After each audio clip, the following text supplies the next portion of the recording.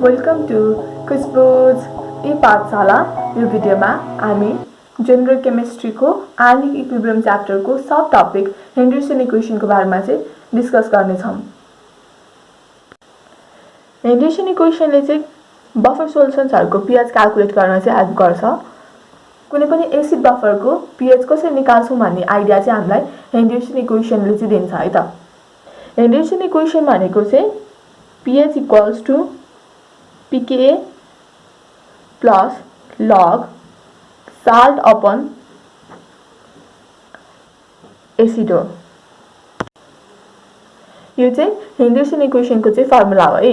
अब यसबाट के थाहा हुन्छ, हामीले कुनै पनि एसिड बफर को pH निकाल्नको लागि चाहिँ हामीलाई के चाहिँदो रहेछ, डिसोसिएसन कन्स्ट्यान्ट चाहिँदो रहेछ है। कसरी निकाल्न सक्छौं, कुनै पनि एसिड बफर को हामीले pH चाहिँ डिसोसिएसन कन्स्ट्यान्ट बाट निकाल्न सक्छौं।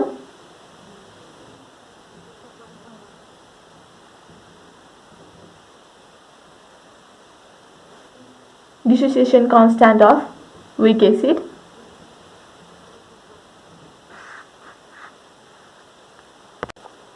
K को भ्यालु थाहा भयो। अब हामीलाई साल्ट र एसिड को कन्सन्ट्रेसन थाहा भयो भने चाहिँ हामीले एसिड बफर को चाहिँ pH निकाल्न सक्छौं भन्छ है।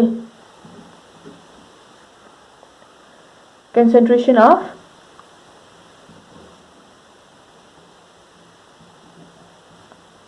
acid and salt used। कुनै पनि एसिड बफर को pH निकाल्नको लागि चाहिँ हामीलाई dissociation constant of weak acid चाहिन्छ र concentration of acid and salt चाहिँ चाहिन्छ है त। सपोज हामीले वीक एसिड चाहिँ एसिड मान्यौं है, यसको डिसोसिएसन कसरी हुन्छ, H plus plus A minus हुन्छ है।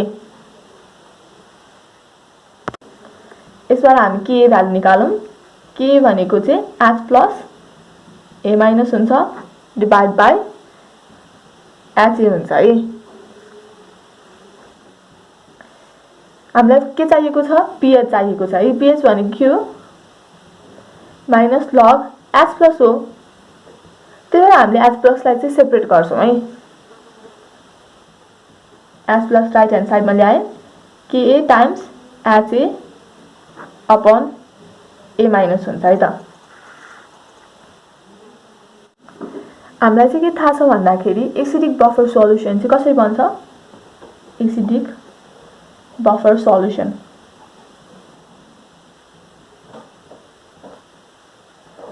वीक एसिड र salt of same acid with strong base हुन्छ है। Salt of same acid with strong base हुन्छ। अब यसको केसमा वीक एसिड के छ, हाम्रो HA छ है।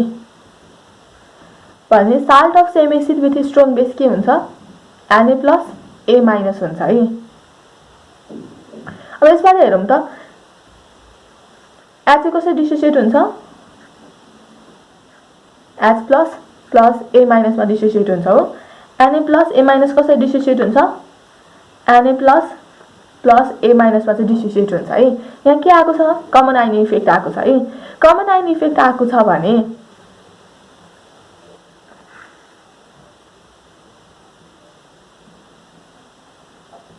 यो कमन आइन इफेक्टले गर्दाखेरि चाहिँ वीक एसिड जुन HA को डिसोसिएसन हो, जुन पहिला कमै थियो त्यसलाई चाहिँ झन् डिप्रेस गर्ने काम चाहिँ गर्छ है। लेखौं, the weak acid is only slightly dissociated थियो।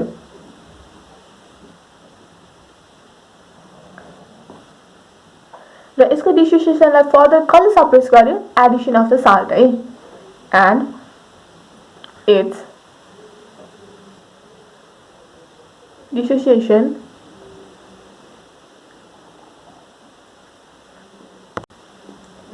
is further suppressed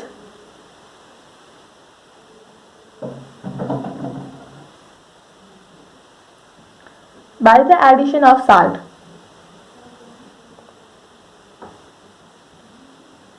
कुन salt, Na plus A minus है। जसले के प्रोवाइड गर्छ, which provides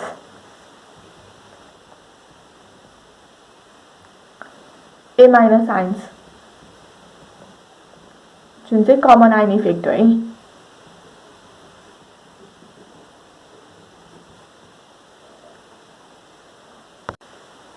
भन्नुको मतलब weak acid is only slightly dissociated। सुरुमा त weak acid slightly dissociated हुन्छ है, and its dissociation is further suppressed by the addition of the salt है। जुन हामीले salt एड गर्छौं त्यो एडिसन गरेको साल्टले चाहिँ weak acid को डिप्रेसनलाई फर्दर सप्रेस गर्छ। के को कारणले? कमन आइन इफेक्ट को कारणले चाहिँ है। सो हामीले के भन्न सक्छौं? Equilibrium concentration of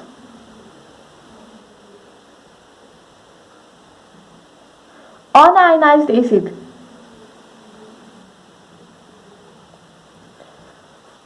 equilibrium concentration of unionised acid चाहिँ केसँग नियरली इक्वल हुन्छ भन्दाखेरि initial concentration of the acid है। Initial concentration of the acid. त्यसैगरी equilibrium concentration of A minus चाहिँ केसँग नियरली इक्वल हुन्छ? Initial concentration of the salt added है।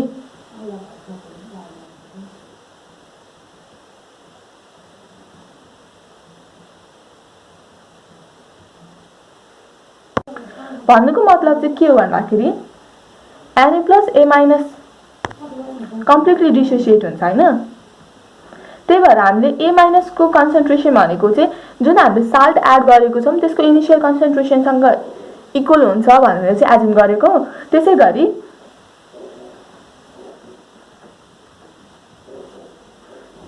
H प्लस जुन डिसोसिएट हुन्छ हैन यो चाहिँ वीक एसिड हो नि त।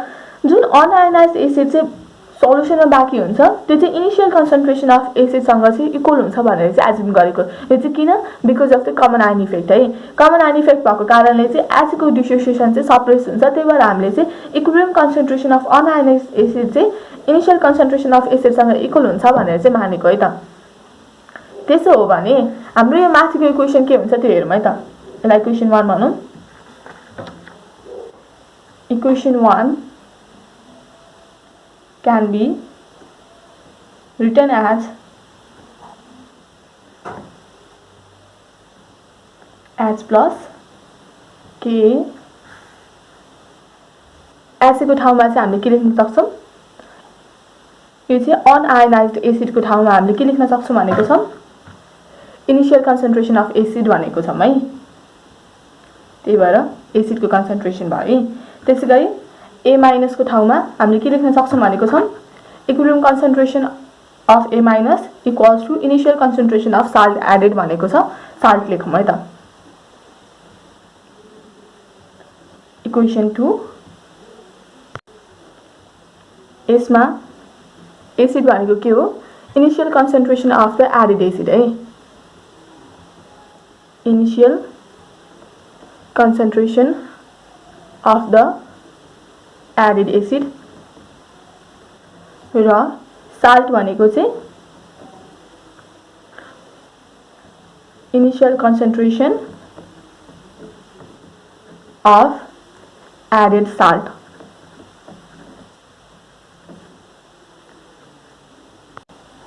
इक्वेसन 2 मा चाहिँ हामीले चाहिँ नेगेटिभ लग चाहिँ बोथ साइडमा लिने है त। Taking negative log on both sides of the equation 2,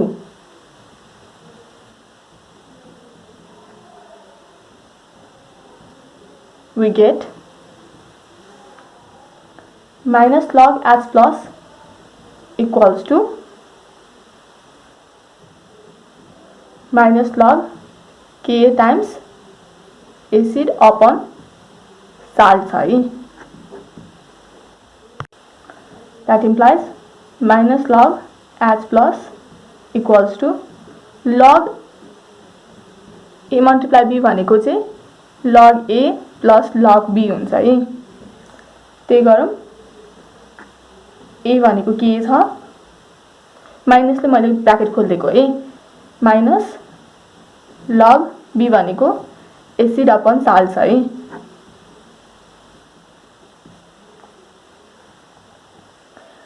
minus log H plus भनेको के हो पिएच हो है त्यसै गरी माइनस लग के भनेको पिके हो है minus log acid upon salt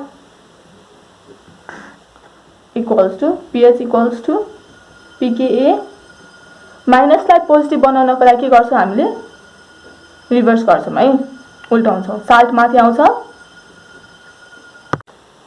र एसिड तल जान्छ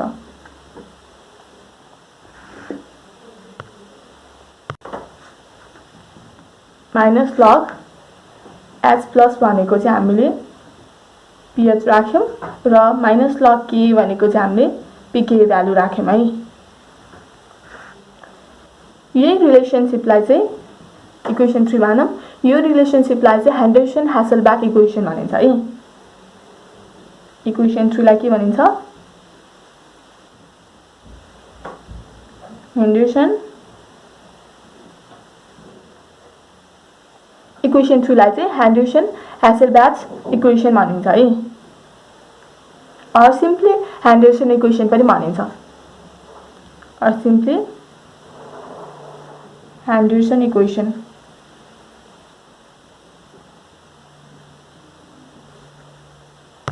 जुन इक्वेसन आयो नि pH equals to pKa plus log salt upon acid यो चाहिँ एसिडिक बफरको pH निकाल्नको लागि युज हुन्छ भने बेसिक बफरको pH निकाल्नको लागि चाहिँ हामीले अर्को फर्मुला युज गर्छौं है POH equals to pKb plus log salt upon base हुन्छ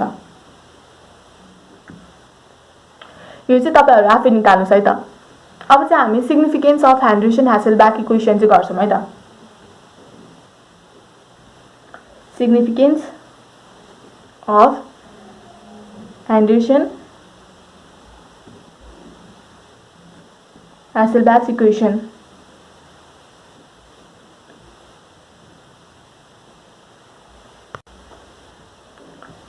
हामीले बफर सोलुसनको pH चाहिँ क्याल्कुलेट गर्न सक्छौं है यो इक्वेसन हेन्डरसन इक्वेसन युज गरेर चाहिँ बफर सोलुसनको pH चाहिँ क्याल्कुलेट गर्न सक्छौं the pH of a buffer solution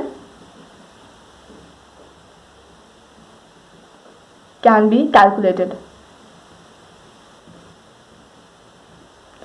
कसरी क्याल्कुलेट गर्न सक्छौं दिएको initial concentration of weak acid बाट र दिएको साल्टको कन्सन्ट्रेसन बाट चाहिँ हामीले बफर सोलुसनको pH चाहिँ क्याल्कुलेट गर्न सक्छौं calculated from the initial concentration of weak acid and salt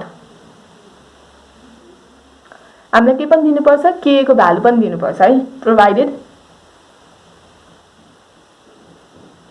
Ka is given यदि हामीलाई initial concentration of weak acid दिएको छ साल्ट दिएको छ र Ka को भ्यालु दिएको छ भने चाहिँ हामीले के निकाल्न सक्छौं pH of the buffer solution चाहिँ निकाल्न सक्छौं यो चाहिँ एउटा सिग्निफिकेन्स भयो है हेन्डरसन इक्वेसनको नेक्स्ट सिग्निफिकेन्स भनेको हामीले डिसोसिएसन कन्स्ट्यान्ट पनि निकाल्न सक्छौं है कसरी निकाल्न सक्छौं त्यो हेरौँ है त the dissociation constant of weak acid or weak base है weak acid or weak base को चाहिँ हामीले dissociation constant चाहिँ निकाल्न सक्छौं कसरी can be determined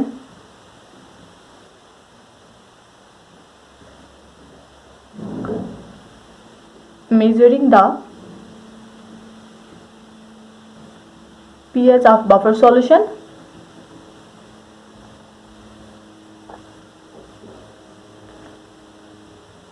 कुन बेलामा जब चाहिँ एसिड र साल्ट को कन्सन्ट्रेसन चाहिँ इक्विमोलार हुन्छ है containing equimolar concentration of acid or base and the salt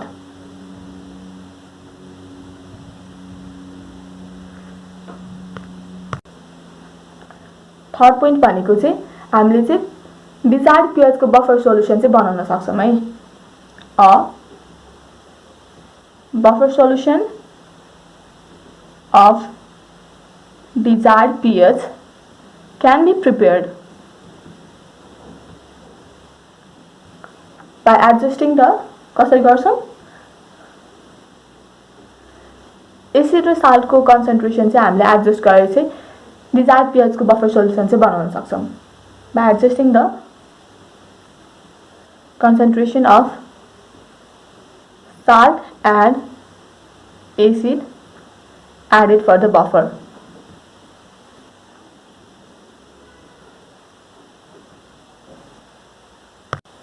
revise गरौँ है त ह्यान्डर्स इक्वेसन चाहिँ बफर सोल्युसनको चाहिँ pH डिटरमाइन गर्नको लागि युज हुन्छ हामीले एसिड बफरको pH कसरी निकाल्न सक्छौँ हामीलाई यदि वीक एसिड को डिसोसिएसन कन्स्टेन्ट दिएको छ र साल्ट र एसिड को कन्सन्ट्रेसन दिएको छ भने चाहिँ हामीले त्यो बफरको एसिड बफरको चाहिँ pH निकाल्न सक्छौँ ह्यान्डर्सन इक्वेसनबाट आउने इक्वेसन भनेको चाहिँ pH equals to pKa plus log salt upon acid हो फर्स्टमा चाहिँ हामीले वीक एसिड एज्युम गर्यौं वीक एसिड भनेको चाहिँ H ले चाहिँ H प्लस र A माइनस मा डिसोसिएट भयो हामीले dissociation constant of weak acid निकाल्यौं त्यसपछि चाहिँ हामीले H प्लस लाई चाहिँ एउटा साइडमा राखेर गर्न थाल्यौं है एसिडिक बफर सोल्युसन कसरी बन्छ weak acid plus salt of same acid with strong बेसबाट चाहिँ बन्छ हैन अब हामीले बफर सोल्युसन एसिडिक बफर सोल्युसनको pH निकाल्न खोज्दै छौं एसिड त छदैछ सोल्युसनमा है सोल्युसनमा अर्को के पनि हुन्छ बफर सोल्युसनमा Na प्लस A माइनस पनि हुन्छ है salt of same acid with strong base भनेको छ है अब एसिड पार्शियली डिसोसिएट हुन्छ Na प्लस A माइनस चाहिँ कम्प्लिटली डिसोसिएट हुन्छ है जसले गर्दाखेरि चाहिँ कमन आयन इफेक्ट चाहिँ आउँछ है कमन आयन इफेक्टले गर्दाखेरि चाहिँ जब इक्विलिब्रियम कन्सन्ट्रेसनमा हुन्छ कन्सन्ट्रेसन अफ अनआयनाइज्ड एसिड चाहिँ हामीले इनिशियल कन्सन्ट्रेसन अफ एसिड सँग इक्वल हुन्छ भनेर मान्छौं त्यसैगरी